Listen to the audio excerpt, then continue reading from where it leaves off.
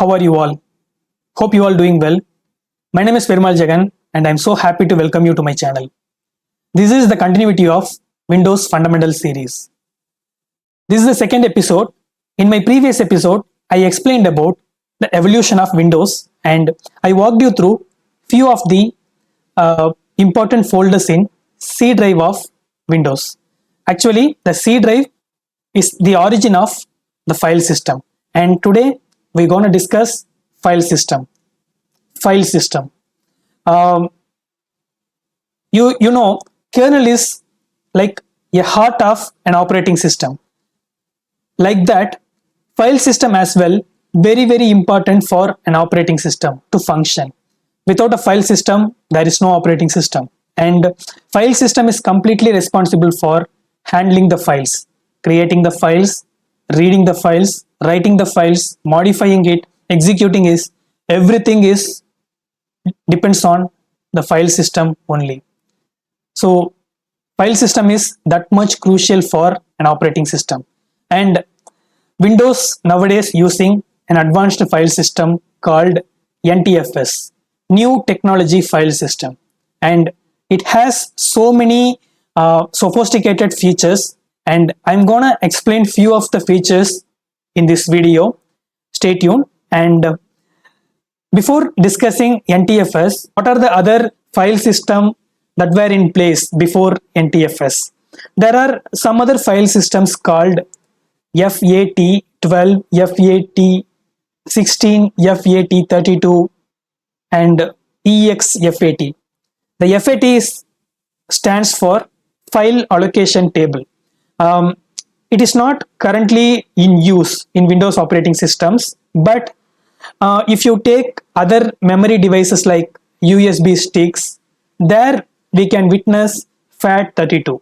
But in Windows, it is no longer in use because of some of its cons. So we had some crucial considerable cons. So to overcome that, they created NTFS file system, and it is created by Microsoft. It's a proprietary file system. Let me explain what is the pros and cons of FAT file system.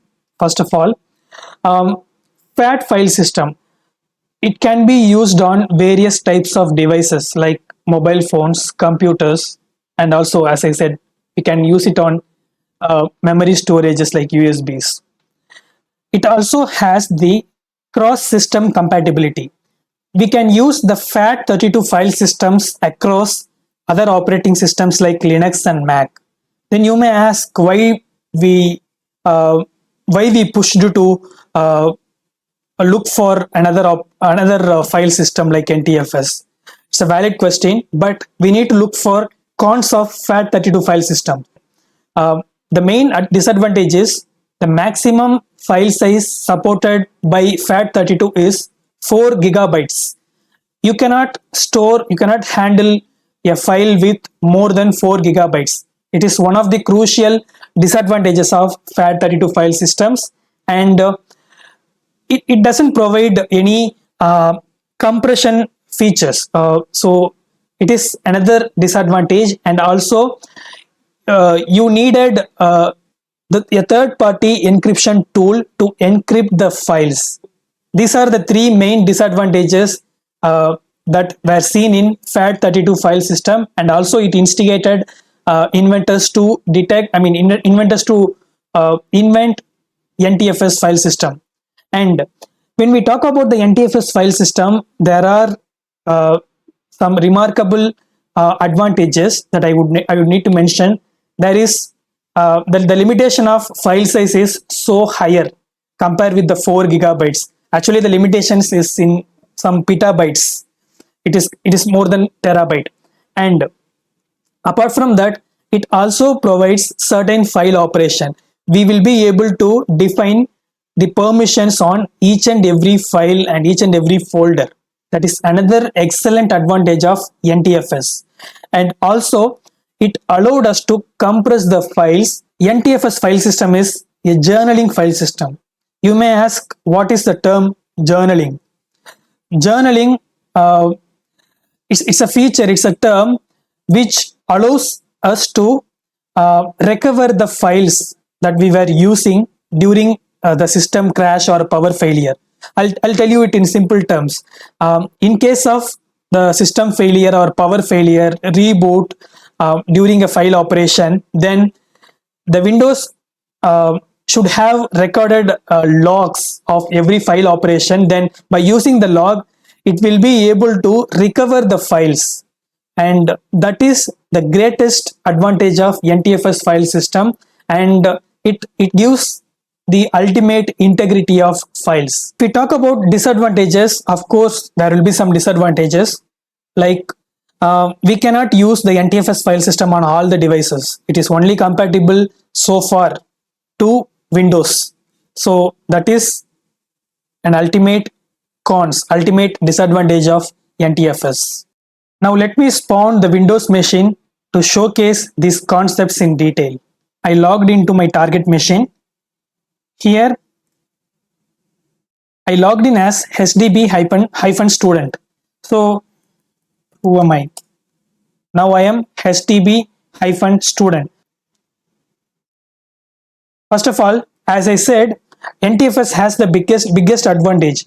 We will be able to define the permission for each and every files and folders. And you may ask a question, we have used Windows operating system so many times, but we haven't specified any operation. Without specifying the operations, we were able to access the files and folders. Your question is valid.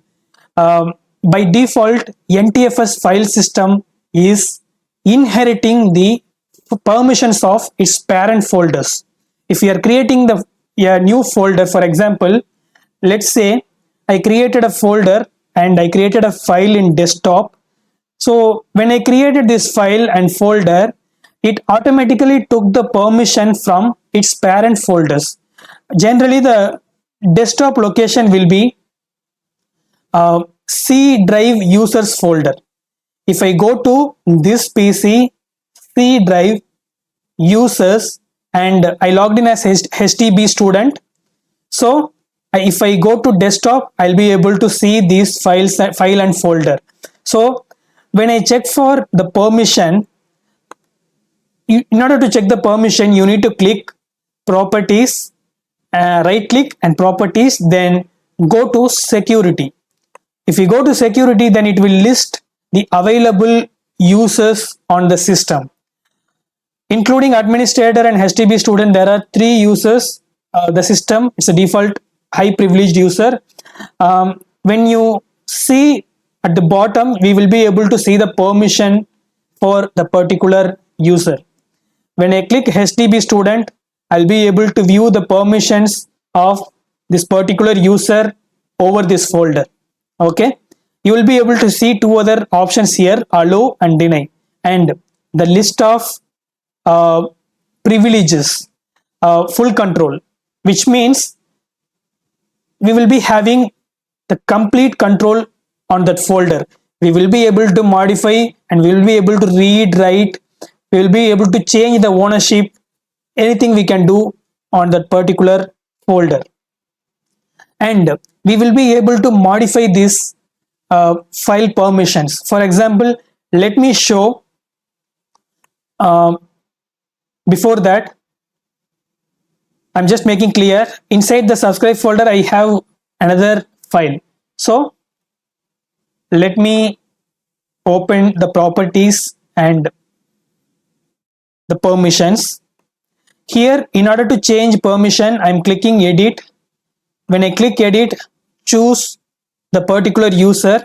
I am HTB-student, and currently I have the whole control. I have all the control over that particular folder because it inherited that permission from its parent folder. And if I need to change that, I need to enable these checkboxes to deny a certain permission. For example, let me click the full control first, then all the checkboxes ticked. Now again, I'm unchecking this. Now I need to deny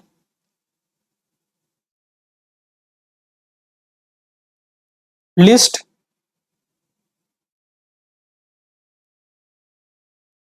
I am denying list folder contents. Whenever I am trying to open that folder, I will no longer be able to see that file present inside that folder. So let me apply this. It is saying an alert, it is giving an alert. You are setting deny permission entry. Deny entries take precedence over allow entries. This means if a user is member of two groups, one that is allowed a permission and another that is denied the same permission, the user is denied that permissions. Do you want to continue? Yes, I need to continue. Okay, fine. Now I try to open this. You can see the alert, you can see the pop-up. You don't currently have permission to access this folder because of the access privilege that we modified. When I click continue, even then it gives the same. To gain access this folder, you will need to use security tab. When I click security tab, it redirect me to the permissions folder. Okay, now I can go edit and restore whatever the permissions was there. Okay, now these are all the privileges available. These are all some base permissions available on NTFS. Apart from these privileges, we will be able to enable some special permissions over a file or folder. Let me showcase that as well. To show the special permission, to see the special permissions, you need to click the advanced. You can see for special permissions or advanced settings, click advanced. When I click advanced, I'll be able to see the list of permission entries. So these entries are like access lists present in router and firewalls and other security devices and network devices. The top entry will take privilege. It will prevail over other entries. And recently, I did some modification on that file and that folder, right? So it created an entry, list folder contents. That is what I deny. That is the only feature. I mean, that is the only privilege I denied. So it created an access list for that change. I can double click this and I'll be able to view the changes that I made on this. I denied this folder and subfolder. So when you open the special permission, you will be able to see some, you will be able to enforce some detailed permission restrictions. So I can choose the action either deny or allow and applies to. It will list the folders, subfolders, what kind of whether you need to choose folders or subfolders or files alone, then you can decide here. I'm not going to make any change in that, and these are all the basic permissions that are allowed. And when I click show advanced permission, it lists few more advanced entries. Okay, now let me revoke the change that I have made earlier. I'm removing this. Now I have one allow entries. When you see here, you can see the inheritance. By default,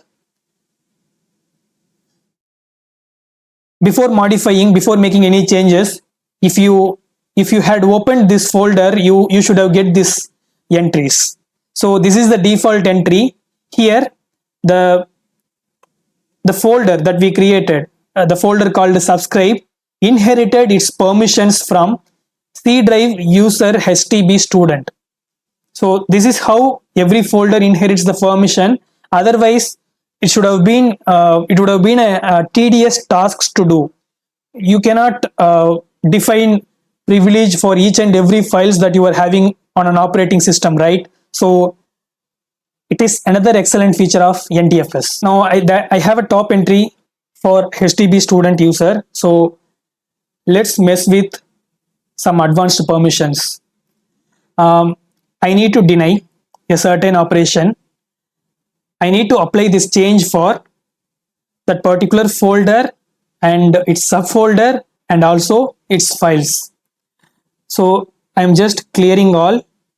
I need to choose the particular privilege. So if I choose particular privilege, it will apply this action into this particular privilege. So let me choose the attributes. I'll explain what is attributes: read attributes, read extended attributes, write attributes, and write extended attributes. Okay, I chose these four options here. I'm applying the changes.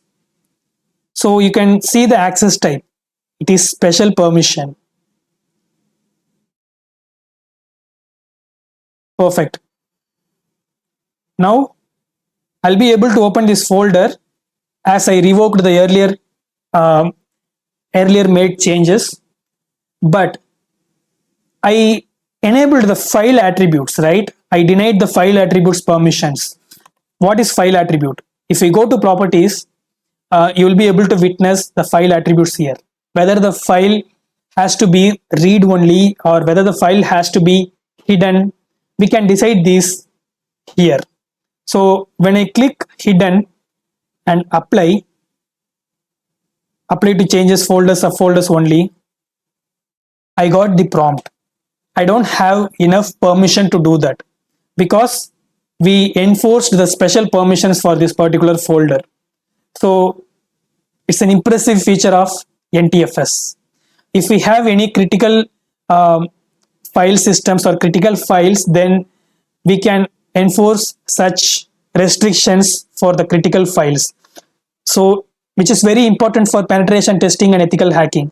If you got the access to a Windows system but you are unable to access a particular file, or you are about to manipulate the file permission, then you must know what has to be done. Okay, so this is all about the file permission. You'll be able to access it by using GUI, and also there is another idea, there is another way to access to modify these privileges, and the function is called ICACLS. Okay, let me explain that. ICACLS, it stands for Integrity Control Access Control List. So we will be able to use a utility. It's a command prompt utility. You will be able to access it either from command prompt or from PowerShell, and by using this we will be able to modify the file permission. Okay, let's try with that utility. Before that, I try to navigate to the desktop folder, cd HTB student and desktop. Perfect. Okay, now I can see the folder and file. I need to call the utility ICACLS tab. I can see the utility, and I need to paste the path of a particular folder or file. It is already here, so I am just pasting that. Subscribe. Okay, when I click enter, it will list the permission, the inheritance detail and the permission details of every user over that folder. If we consider HTB student, we may see few terms inside the bracket: I, OI, CIF. What does it mean? The letter present in the last bracket, inside the last pair of brackets, it depicts the file permission, whether it's a read access or write access or read and execute access or modify access or full control. It defines that. If it is F, then it denotes full control, first letter. Okay, and what about other three brackets and the letters present inside that? It is all about the inheritance. What sort of details to be inherited from its parent folders? That is what it depicts. If I take HTB student, I can see I.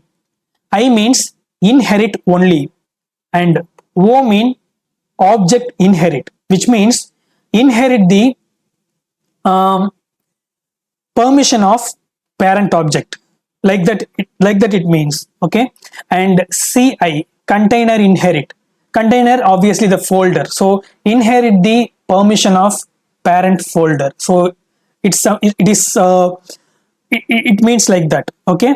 So this is how we need to verify the file permission of each and every files and folders by using the command line utility in Windows. Okay. Now I said we can able to modify these permissions. So let me explain how to do that. This particular folder called subscribe has full control. It has all permission for the user HTB student. So let me restrict myself from accessing that folder and its subfolders, everything. So I can use a simple content. I can use a simple command. I'm just appending few things. / I need to mention the permission.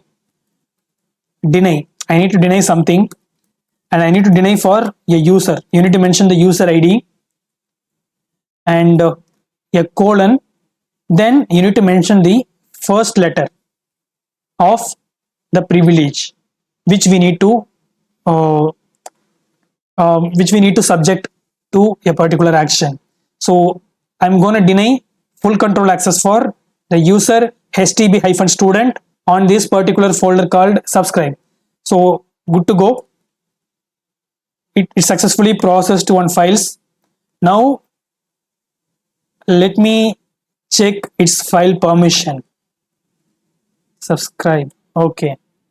I can see an entry added at the top. As I said, from the top entry, it will be considered. Top entry will prevail over the bottom entries. So HTB student has no access. N represents no access. It is like F modify for M, say M for modify, and read and execute RX, like that. Now let me access this folder. I don't currently have permission to access this. So this is what happens when I enforce some restrictions from PowerShell as well. So it's a powerful tool to access on Windows. Compared with the GUI, it is very easy and time saving to use through command prompt and PowerShell. Okay, now let's move on to last and final concept of episode 2. It is nothing but ADS, alternate data streams. Another attribute, another feature specific to NTFS file system. Actually, alternate data stream is a feature which allows a file to have more than one data stream. Actually, this feature was introduced to provide the compatibility with the files in Macintosh file system. The Macintosh file system is the file system used in Mac operating system. So it just introduced to provide the compatibility for the files used in that file system. So there is the biggest drawback and the biggest problem with this data stream is it is very difficult to find that alternate data stream. In NTFS, every file that you create must be having one data stream, and the data stream is called $data. Okay, but also we will be able to create other data streams on that file, which is of course very difficult to find. As a normal user, you won't be having an idea what it is. So it is very easy for hackers or malware writers to hide their code, hide their malwares, rootkits by using that ADS, alternate data streams. So this is another concept that you should aware. You should know how to verify for ADS, how to look for alternate data streams in a folder, in a path, in a drive. So let me showcase that. Let me show you how to create alternate data streams and how to detect it. So it is going to be a simple command. We are going to use PowerShell and command prompt to create this. Let me show with PowerShell. Set, the command is set content, okay, and hyphen path. We need to specify the path. I'm going to create a new file with alternate data stream on desktop, file name with greetings. Perfect. Now mention stream. The keyword is stream. We need to mention the alternate data stream name. I'm going to mention the alternate data stream as test. Okay, that's all. Just click enter, and one more time.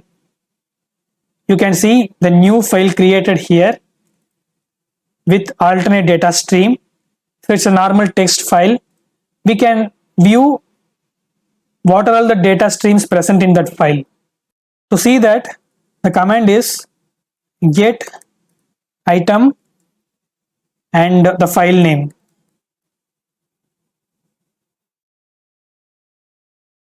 Greetings, then hyphen stream asterisk.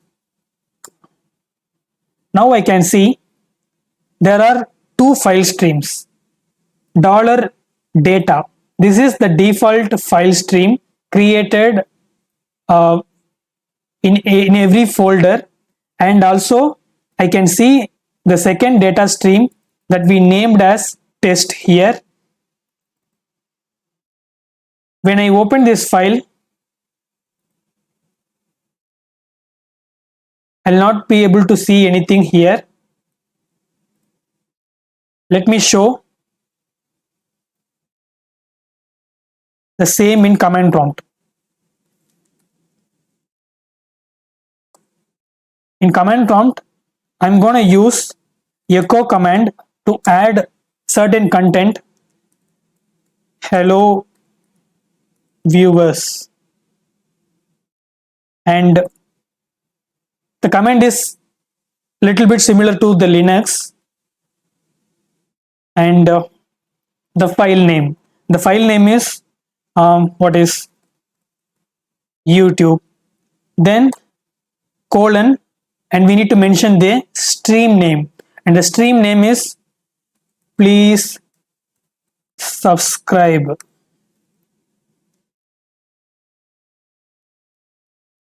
Perfect. Now it is done. I also see a new file is created, and I added a comment. I added a content hello viewers inside this file, but when I open this file, I'll no longer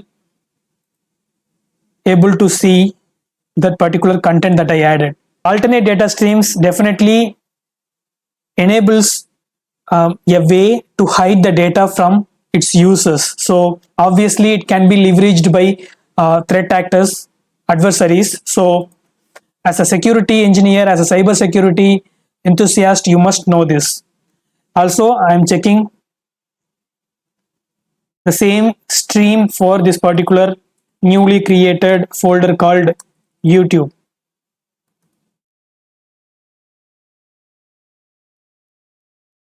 I can see there are two streams, default stream and the stream that I have created.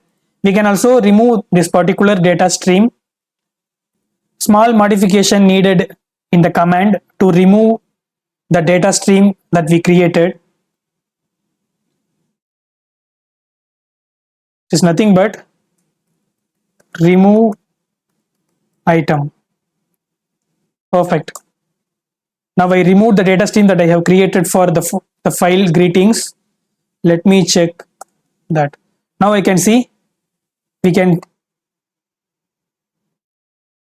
now I can see there is only the default data stream that is present. So this is how you need to create the data stream, and you need to remove the data stream for a particular file. Let me introduce another command. So when you use this command in a drive or in a folder, it will search for the list of available alternate data streams, and it will list all those files with alternate data streams, which will be very useful when you are hovering Windows machine.